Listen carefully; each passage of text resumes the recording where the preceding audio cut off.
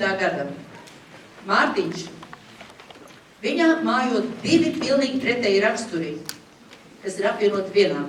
Te dzīves baudītājs ar vieglu ievainojumu dvēseli, te praktiķis, kas nelaidīs garām nevienu izdevību, te brāzmaini izklaidīgs, te lēnīgi prātojošs, necenšas pārāk iedziļināties parādību vērtējumos.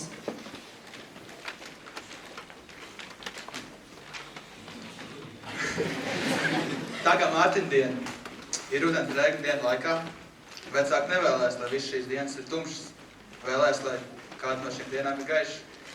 Tāpēc dev man vārdu Mārtiņš.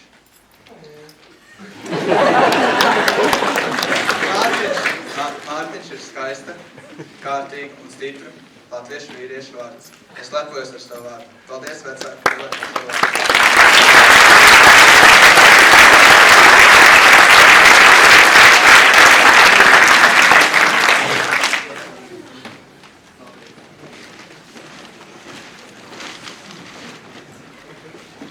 Mārtiņš. Vārds ar īpašu raksturu.